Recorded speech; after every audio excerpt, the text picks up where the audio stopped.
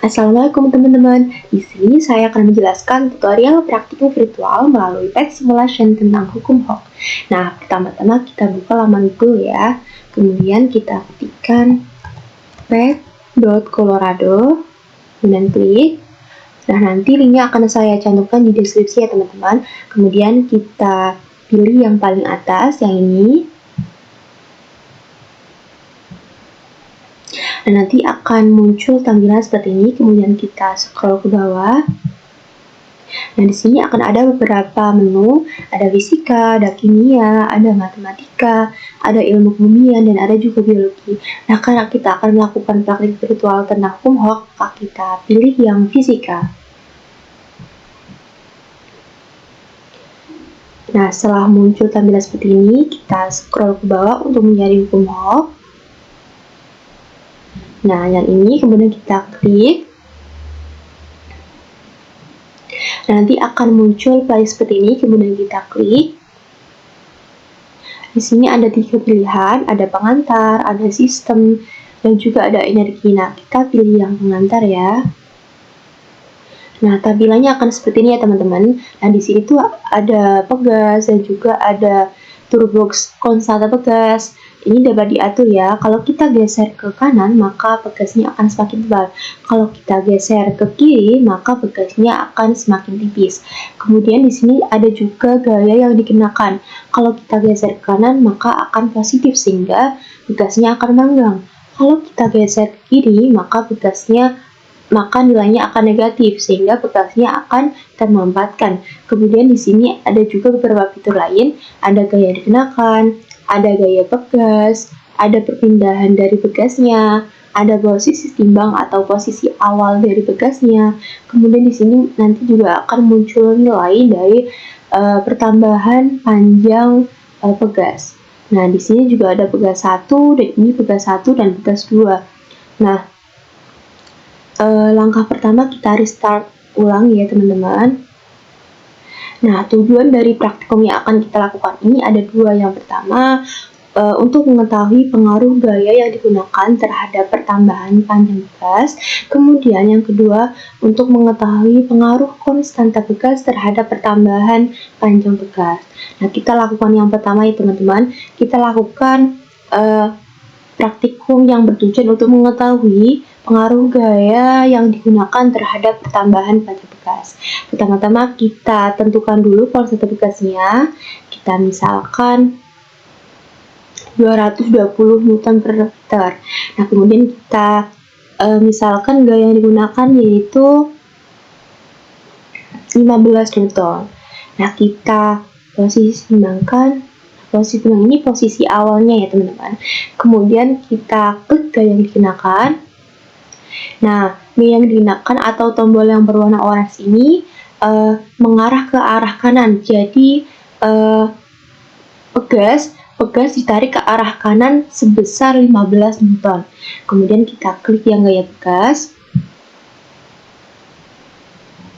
Nah, gaya pegas ini atau yang berwarna biru ini berlawanan arahnya dengan gaya yang dikenakan. Kalau gaya yang dikenakan itu mengarah ke arah kanan, sedangkan kalau gaya pegas itu mengarah ke arah kiri. Atau gaya ini itu dinamakan dengan gaya peralihan. Kemudian untuk mengetahui perpindahan dari pegas ini, kita klik yang perpindahan. Nah, perpindahan yang berwarna hijau ini ya, dapat kita lihat bahwa perpindahan itu sama besarnya dengan gaya yang dikenakan. Jadi sama-sama yaitu mengarah ke arah kanan sebesar 15 Newton. Kemudian untuk mengetahui pertambahan dari pegas ini, pertambahan panjang dari pegas ini, kita klik yang nilai ya. Nah, dapat dilihat ketika konstanta pegasnya 220 Newton per meter dan gaya yang dikenakan yaitu 16 Newton, pertambahan panjang pegasnya yaitu 0,068 meter. Nah, untuk dapat mengetahui perbandingan antara pegas 1 dan pegas 2, kita klik yang ini ya teman-teman. Nah, untuk mengetahui pengaruh gaya terhadap pertambahan panjangnya, kita menggunakan konstanta yang sama, tapi gaya yang digunakan berbeda. Nah, kita gunakan konstanta yang sama dengan tugas 1 yaitu 220 Newton per meter. Kemudian kita dapat gunakan gaya yang lebih besar dari tugas 1 atau lebih kecil dari tugas 1. Nah, misalnya kita gunakan 20 Newton.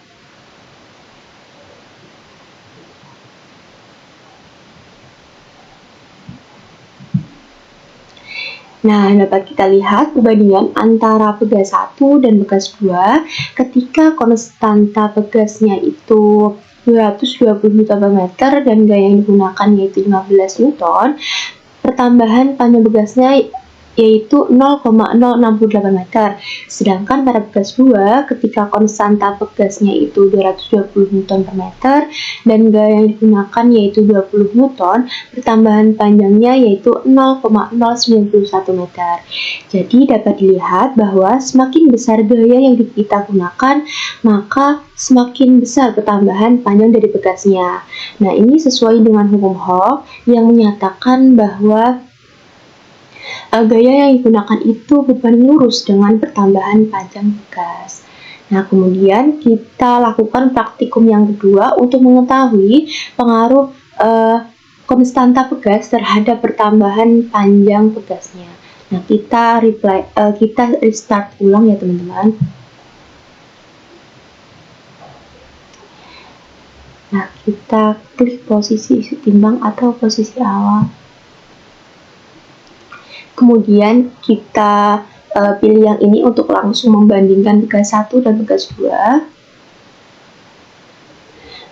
Kita gunakan konstanta yang berbeda, tapi dengan gaya yang digunakan itu sama. Misalnya kita gunakan konstanta pegas pertama yaitu 250 Newton per meter.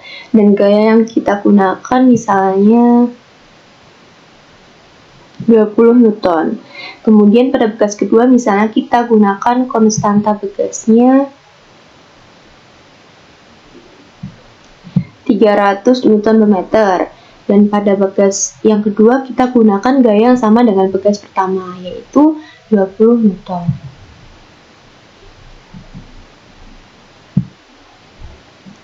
Nah, kemudian kita klik gaya yang digunakan. Nah, dapat dilihat bahwa gaya yang dikenakan itu akan mengarah ke arah kanan, jadi pegasnya itu akan ditarik ke arah kanan sebesar 20 Newton. Kemudian kita klik gaya pegas.